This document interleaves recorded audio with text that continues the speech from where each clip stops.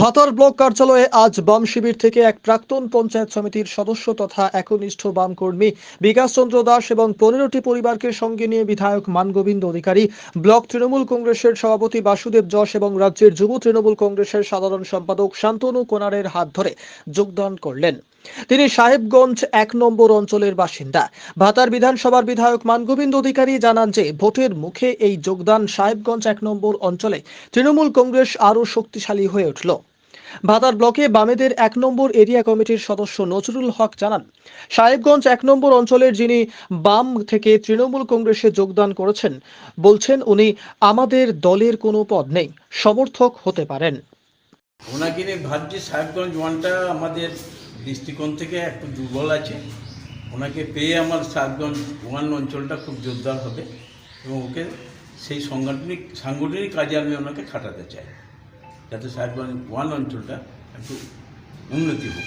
দীর্ঘদিন ধরে আমাদের রাজনৈতিক যেটা অভিযোগ বা মানুষের কাছে আমাদের যেটা বক্তব্য, সেটা হচ্ছে এই বাংলায় সিপিএমের হাত ধরে বিজেপি অনুপ্রবেশ ঘটছে এবং শক্তিশালী হচ্ছে।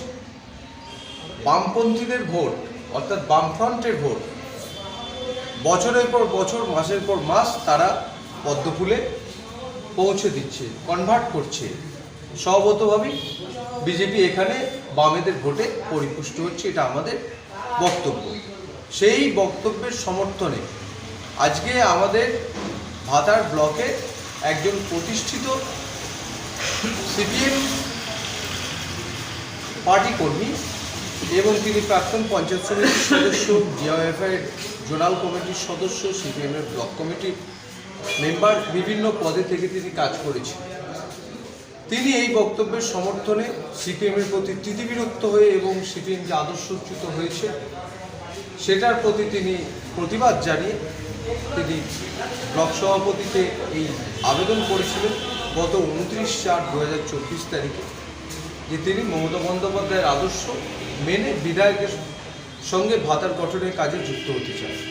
এটা আমাদের ব্লক কমিটি এই সিদ্ধান্তকে অনুমোদন করেছে এবং আজকে বিধায়ক সাহেব, ব্লক সভাপতি সাহেবের উপস্থিতিতে এই বিকাশ মাঝি, তিনি আমাদের বিকাশ দাস, ইনি আমাদের পরিবারে যুক্ত হলেন। আমি মনে করি যে এই মুহূর্তে পশ্চিমবঙ্গের রাজনীতিতে একজন তপশিলি সন্তান, সে সিপিএম সংগঠন থেকে বেরিয়ে এসে মমতা বন্দ্যোপাধ্যায়কে সরাসরি সমর্থন করা এই নির্বাচনের প্রেক্ষিতে ভারতবর্ষে যখন সাম্প্রদায়িক ভেদাভেদের রাজনীতি চলছে, এটা অত্যন্ত গুরুত্বপূর্ণ এবং তাৎপর্যপূর্ণ।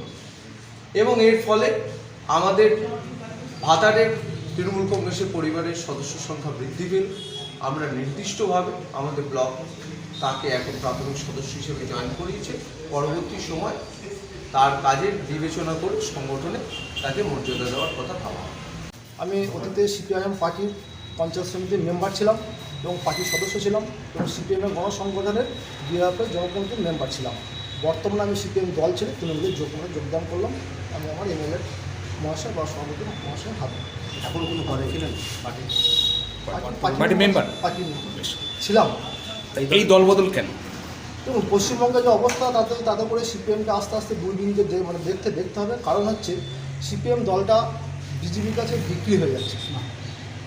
কারণ আজকে আমি দেখছি গ্রাম বাংলায় ঘুরে যেখানেই যাচ্ছি দেখছি যে মানে বিজেপি ক্যান্ডিডেট যে গ্রামে ঢুকছে, সিপিএমের একটা দুর্বৃত্ত অংশ তাদেরকে ফুলে মালা দিচ্ছে। নিশ্চয়ই কিছু আছে, গোটা কিছু আছে।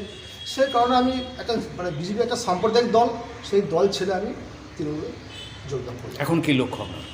এখন লক্ষ্য আমি আমার মমতা ব্যানার্জিকে হাত শক্ত করে এবং সামান্য সৈনিক হয়ে যেটুকু পার্টি আমার দায়িত্ব দেবে সেই দায়িত্ব পালন করব। কতজন যোগদান করলো আপনার সঙ্গে? আমার বাড়ি, আমার ফ্যামিলির ভোটার আছে 60 থেকে 70টা ভোটার আছে এবং আমার 10 থেকে 12টা কি 15টার মতো ফ্যামিলি আছে, আমার ভাই ভাইরা সব ফ্যামিলি নিয়ে আমি যোগদান করব। আর তো কয়েকদিন পর নির্বাচন, হ্যাঁ, আপনার ভূমিকা কী থাকবে? দল যা দায়িত্ব দেবে তাই করবো আমি। আবার